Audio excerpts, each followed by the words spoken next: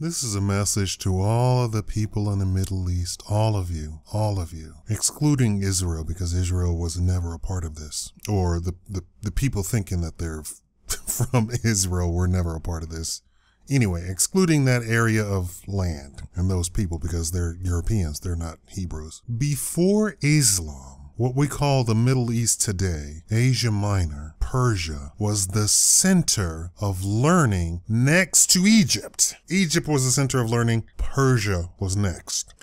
Now, what was so great about Persia? What was great was they didn't care. Everybody was perfectly free to come there. Everybody. Everybody? Everybody. And it had created a climate of complete freedom and learning. Now, why was Egypt number one? Because Egypt had the same exact philosophy to another level. Why? Because Egyptians felt that, their worship of the god was infallible, so there was no need to even speak to anybody else about their religion. Hebrews were welcome to everybody.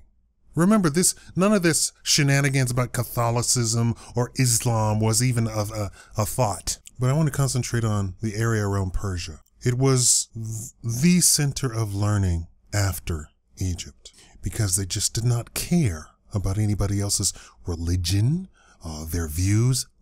No, none of that goofy crap. And yes, it's goofy crap. You're a human first. You're a human first. When you come out of the womb, you're a human. You're not a child of Allah. You're not a child of Jesus. You're not a child of Moses, which is a misnomer because Moses is actually a title. It's not the name of a person, unless you want to go around naming your son Duke or Duchess.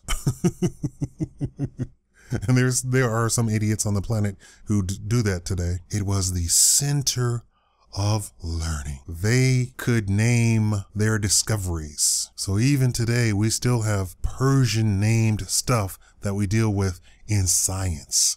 It's funny that we have Greek stuff and Persian stuff because they completely forgot. The Egyptians didn't share. The Egyptians allowed anybody to come, but the Egyptians didn't share with people. You couldn't be a part of those colleges and those universities. And yes, there were colleges and universities in Egypt. But the Persians shared. People from all around the world would come, learn, make discoveries. And because they were in Persia, they would name it something Persian. In fact, the Greeks didn't learn or discover or anything.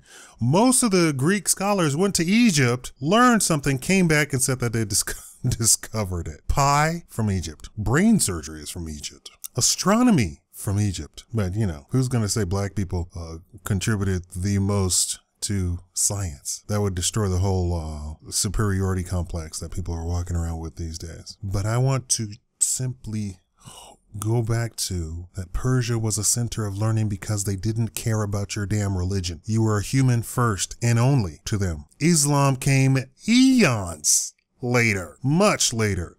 And after Islam took over, Persia died. People going there to praise the people for all of their accomplishments, all of their learning, died, dead, gone. People don't even think about the Middle East as a center of learning anymore, a center of discovery, an astronomical research laboratory. No, now it's just Islam. And I'm reading over some comments. People are saying, Islam is about terrorism. There's nice Islamic people all over, nice Muslims all over the place. And what have they contributed? What do they do? Nothing. And I don't mean they're not out fighting the terrorists. I'm saying they're actually not contributing to humanity. They're not doing anything. They're not even a shadow of a shadow of a shadow of their former selves in that area. The center of learning on the planet, no more. Now you're nothing. You're war. That's all you are. You're death.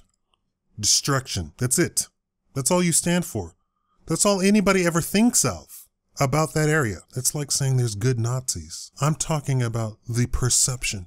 I'm not talking about the ordinary Muslims being Nazis. I'm saying the perception. This is the perception that all of this contributes to your public persona. Iraq, Iran, Syria, Saudi Arabia, Yemen. Ask 2,000 people, 20,000 people, what do they think of those countries? What's the first thing that pops into their mind? War. It doesn't matter that you live on a quiet street. That doesn't matter. What does your quiet street contribute to humanity? Nothing. But still, people in the United States are innovating. And I'm not praising the United States because this has nothing to do with our government. Silicon Valley has nothing to do with Barack Hussein Obama. Obama is doing everything he possibly can to crush those people. All of our innovators in the United States, he's doing his best, his goddamn best to crush us. But people are still innovating,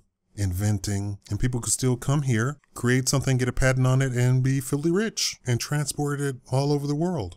In spite of our government causing all of these shenanigans. But you cannot say that for any country in the Middle East. You cannot say that. Name one innovation that has happened in the past 20 years that has led to a worldwide applause in any country in the Middle East. And I'm going to include North Africa because that's Arabic now. It's not even no longer African. There's not a black face anywhere near that.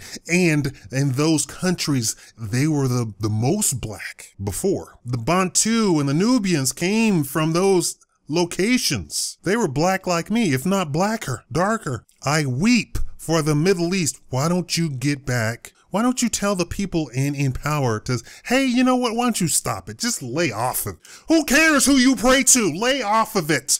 Humanity is not getting ahead by praying to some invisible guy. Bowing down to some religion that's a few centuries old.